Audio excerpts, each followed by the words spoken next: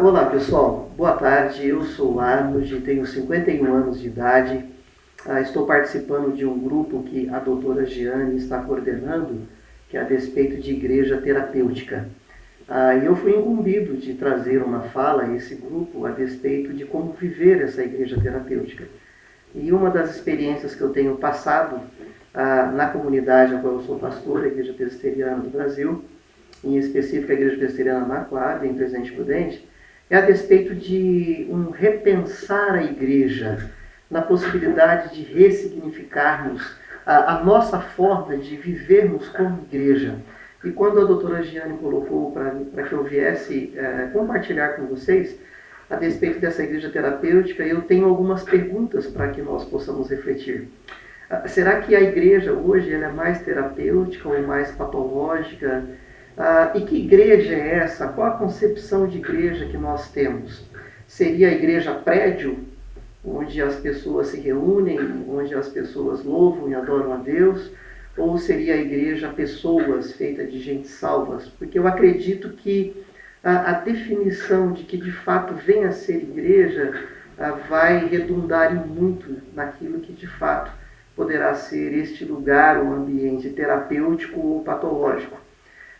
E uma das questões que eu sofri desde a minha adolescência, naquilo que é chamado de igreja, e igreja concebida enquanto ambiente, enquanto espaço sagrado, nos meus 12 anos de idade, eu fui alguém que tive dificuldade de participar de um musical de final de conservatório, quando ali eu estudava violão, e para eu tocar uma música chamada música do mundo, música secular, eu fui questionado por algumas pessoas da igreja, como você vai tocar em uma apresentação uma música que é do mundo, que é secular, porque você é alguém consagrado para Deus e você participa do louvor da igreja, então não fica bem você estar participando desse ambiente, tocando uma música que não seja uma música de igreja. E diga-se de passagem, era uma música com uma letra muito boa, muito interessante, que era a música do músico Toquinho, a música Aquarela.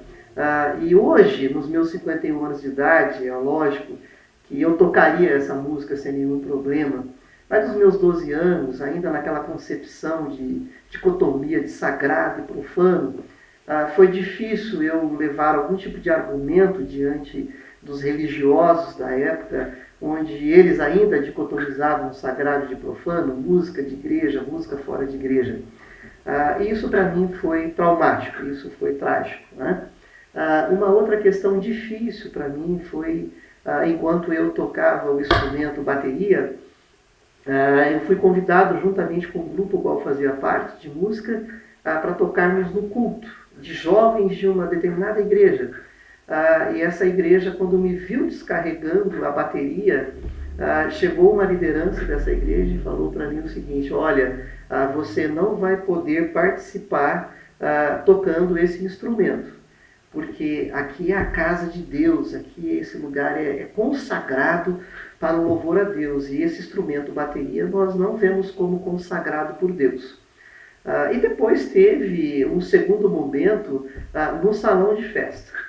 Sim, eu acabei não tocando a bateria lá no lugar que era chamado de sagrado, mas quando terminou, a mesma pessoa chegou para mim e falou: olha, lá no salão de festa pode tocar a bateria, tá bom? Porque lá é social, né? Mas aqui no templo você entende, é sagrado. Isso não poderia ocorrer. Mas essa situação eu tive que conviver. Uma outra questão é quando eu fui chamado, ainda na época de seminário, eu estava me preparando para vir então a pastorear e assumir uma igreja. E na minha época de seminário eu fui convidado para fazer preleções a despeito de assunto para casais. E ali a minha esposa foi comigo. E nesse aspecto nós falamos em um hotel, Hotel Fazenda, onde pudemos ali compartilhar a despeito da palavra de Deus com os casais, com dinâmicas, falando a despeito de ter uma vida de casamento e uma vida abençoada. E o encerramento desse encontro ocorreu na igreja, no prédio, no espaço ainda chamado como sagrado. E interessante que no momento em que eu estava no púlpito, ainda preparando o esboço daquilo que eu iria pregar, deixando o texto bíblico aberto, eu me lembrei de que eu precisava de uma anotação que estava na mão da minha esposa Thelma.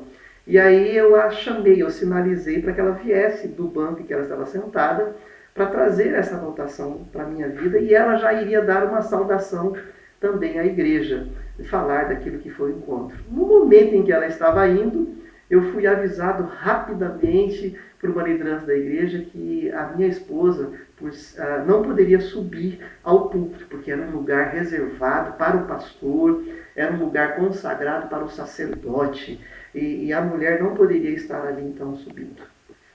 Situações como essas que foram me levando a questionar a despeito desse assunto. Será esse ambiente de fato sagrado? Será esse ambiente de fato um lugar reservado apenas para algumas atividades e não podem ocorrer aqui nesse ambiente outras atividades? A partir disso, depois de muitos anos, que hoje, como eu disse no começo desse vídeo, que eu venho compartilhando com a igreja a qual eu sou pastor.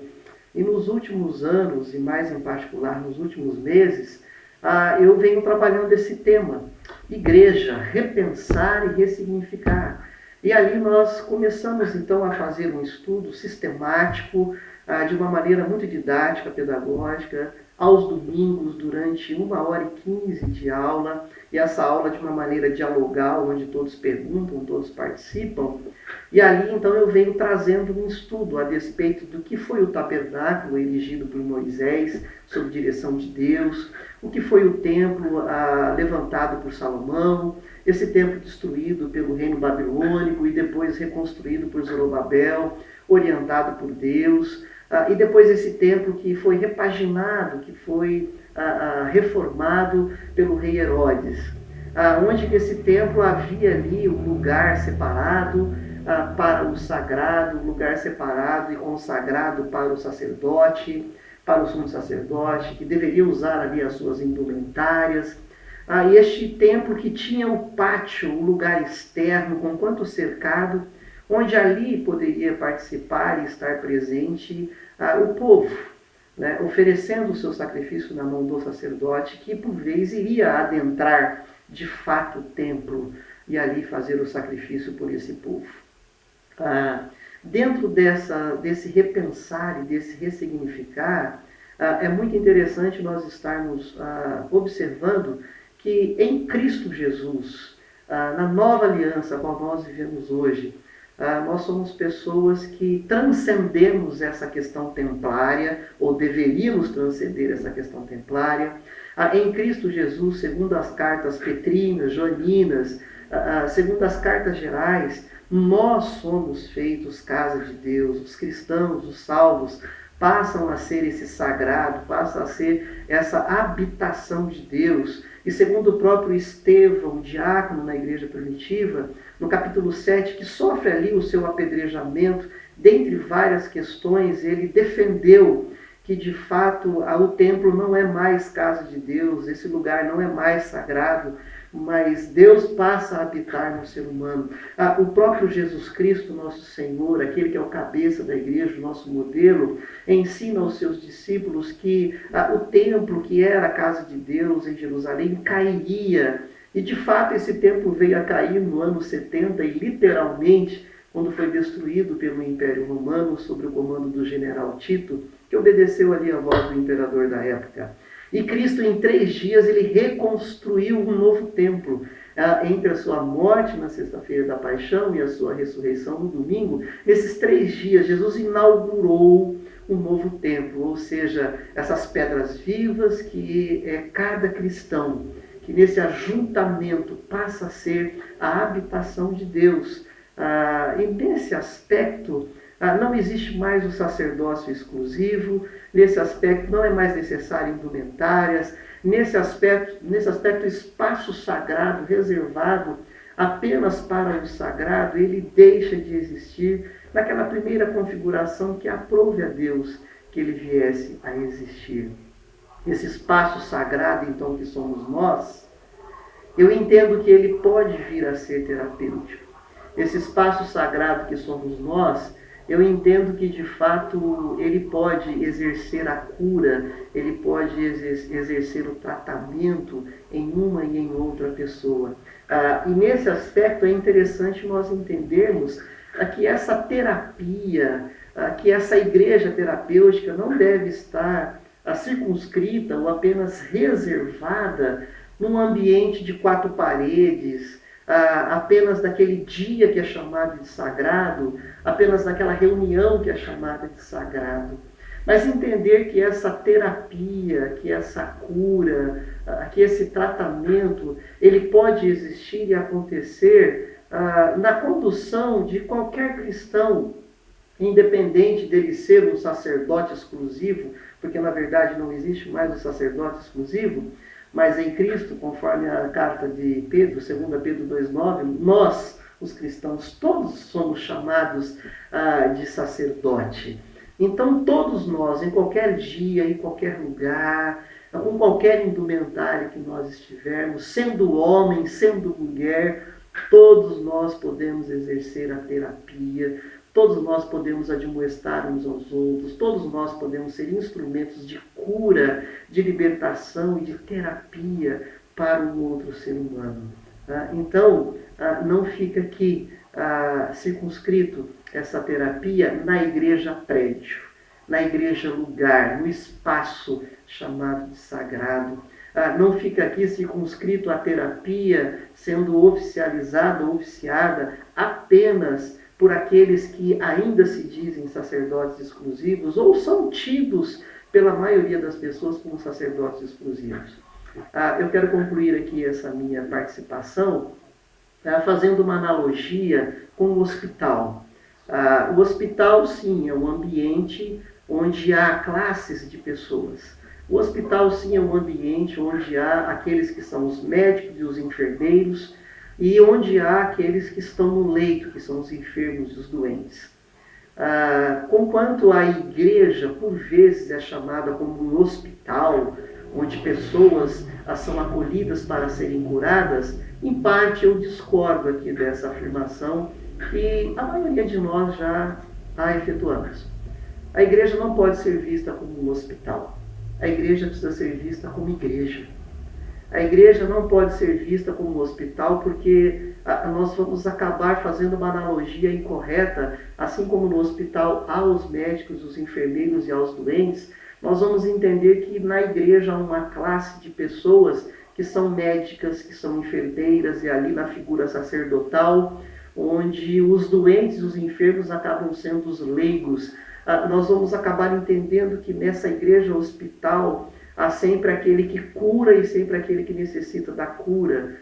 E nessa ideia de igreja terapêutica, nessa ideia de ressignificar a igreja, é interessante que paremos de fazer essa analogia igreja-hospital, mas olhar para a igreja como de fato aquilo que Cristo a instituiu para ser.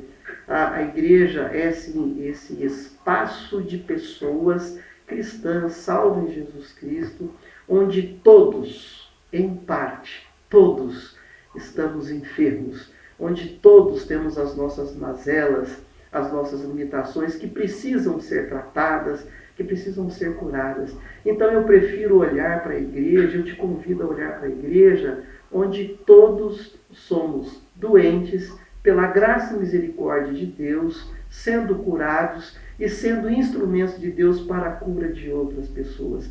Não olhemos para a igreja onde existe uma classe de pessoas especiais, inerrantes, que são os curadores, mas todos somos enfermos, sendo curados por Deus e sendo instrumentos de Deus para curar e ajudar no tratamento e na terapia de outras pessoas.